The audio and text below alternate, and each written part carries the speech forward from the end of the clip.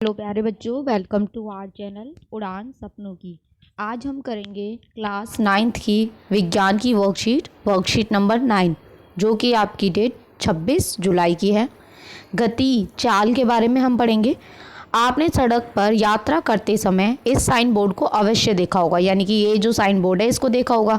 इससे क्या समझते हैं, इसे सड़क पर विभिन्न स्थानों पर क्यों लगाया जाता है। तो देखिए भाई, ये स्पीड लिमिट लिखी होती है कि यहाँ 50 किलोमीटर पर आवर की स्पीड से गाड़ी चलेगी, और ये जो ट्रक वगैरह इनकी 40 किलोमीटर पर आवर स्पीड होगी, 15 किलोमीटर पर आवर स्पीड होगी। यह साइन बोर्ड उस सड़क पर वाहनों की अधिकतम चाल की सीमा को दर्शाता है, यानी कि यहाँ पे जो गाड़ी है वो 50 किलोमीटर की स्पीड से ज़्यादा नहीं चलेगी। यदि कोई व्यक्ति इस गति सीमा का उल्लंघन करता है तो उसकी चाल सीमा उल्लंघन का चालान हो सकती है। क्या होता है, जब ज़्यादा स्पीड से गाड़ी चलती है और उस रोड की स्पीड जितनी होती है उससे ज़्यादा अगर कोई गाड़ी चलाता है तो चालान हो जाता है, यानी कि उसे पैसे देने पड़ते हैं। विभिन्न वस्तुओं को एक निश्चित दूरी तय करने में अलग अलग समय लग सकता है। देखिए, अगर यहाँ से लेके यहाँ तक की कोई दूरी है, मान लीजिए 15 किलोमीटर है, एक गाड़ी जा रही है, उसकी स्पीड ज़्यादा है तो वो 5 मिनट में कवर कर जाएगी, और अगर कोई साइकिल से जा रहा है तो उसकी स्पीड कम होगी, उसे ज़्यादा टाइम लगेगा। तो क्या कह रहे हैं कि अलग अलग समय लग सकता है। वस्तु की गति की दर उसके द्वारा एकांक समय में तय की गई दूरी से ज्ञात की जा सकती है।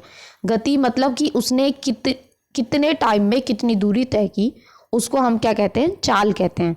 चाल का जो ऐसा ही मात्रक होता है वो आपका होता है मीटर पर सेकंड, ठीक है, और बड़ा मात्रक होता है किलोमीटर पर आवर। ये सेकंड के लिए, ये आर के लिए, यानी कि घंटे के लिए। एक वस्तु की चाल दर्शाने के लिए हमें केवल मात्रा की आवश्यकता होती है, इसलिए यह एक अदिश राशि है, यानी कि इसमें क्या होता है, डायरेक्शन नहीं होती, तो ये अदिश राशि है। एक वाहन अपने निश्चित स्थान पर पहुंचने के लिए अनेक कारणों से अलग अलग गति करता है, यानी कि बहुत सारे कारण होते हैं जिसकी वजह से क्या होता है, गति जो होती है अलग अलग होती है। अगर किसी को जल्दी जाना है तो उसकी स्पीड थोड़ी ज़्यादा हो जाएगी, किसी को टाइमली आराम से पहुंचना है, बहुत टाइम है, तो वो धीरे धीरे जा सकता है। अलग अलग कारण हो सकते हैं। इसलिए हम ऐसी स्थिति में वायु वस्तु की यात्रा को औसत चाल निकालते हैं। अब औसत चाल कैसे निकालते हैं, हम औसत चाल ऐसे निकाल सकते हैं, जितनी भी वस्तु ने दूरी तय की है उसको हम समय से भाग कर दें। मान लीजिए यहाँ एग्जाम्पल दिया हुआ है, यदि एक कार 100 किलोमीटर की दूरी 4 घंटे में तय कर रही है तो चाल के दौरान उसकी चाल अलग रही होगी। यात्रा के दौरान अब क्या है, उसकी स्पीड कभी कम हुई होगी, कभी ज़्यादा हुई होगी।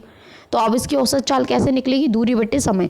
दूरी कितनी है, 100, और समय कितना है, 4, तो 100/4, इसको जब भाग करेंगे तो 25 किलोमीटर पर आवर, किलोमीटर और नीचे आर, तो ये आपका आंसर हो जाएगा। ठीक है, चलिए क्वेश्चन करते हैं। फर्स्ट क्वेश्चन है, चाल को परिभाषित कीजिए, इसका ऐसा ही मात्रक बताइए। तो आप यहाँ से लिखेंगे फर्स्ट का आंसर, वस्तु की गति की दर उसके द्वारा एकांक समय में तय की गई दूरी से ज्ञात किया जाता है, इस राशि को हम चाल कहते हैं। फर्स्ट का आंसर यहाँ से लेके यहाँ तक लिखेंगे।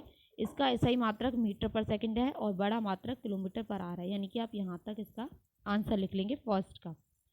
सेकंड क्वेश्चन है, क्या हम किसी वस्तु की संपूर्ण यात्रा के लिए चाल के स्थान पर औसत चाल की बात क्यों करते हैं।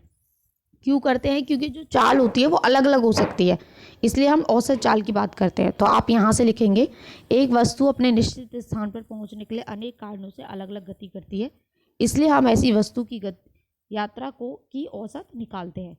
ठीक है, तो ये आपके सेकंड का आंसर यहाँ से लेके यहाँ तक हो जाएगा।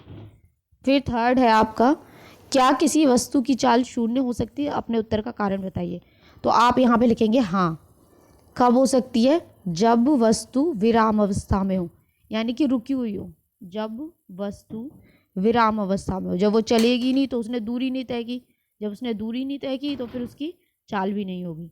ठीक है, विराम अवस्था में होती है या होगी, तो ये आपका आंसर हो जाएगा।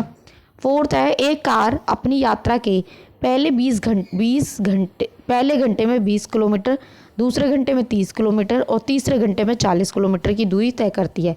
इस कार की औसत चाल परिकलित कीजिए। बहुत ईजी है, आप लिखेंगे पहले, आप क्या करेंगे, पहले लिखेंगे आप फॉर्मूला।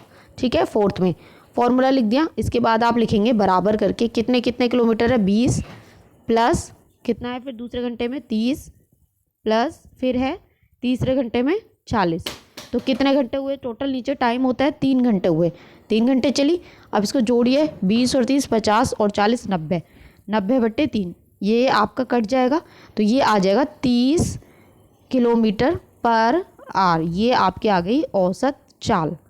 ठीक है, तो यहाँ आज की वर्कशीट बहुत इजी थी, क्वेश्चंस बहुत इजी थे। यहाँ वर्कशीट कंप्लीट होती है। आई होप आपको अच्छे से समझ में आई हो। तो चैनल को लाइक करें, सब्सक्राइब करें, कमेंट करें और अपने फ्रेंड्स के साथ शेयर ज़रूर करें। Thanks for watching.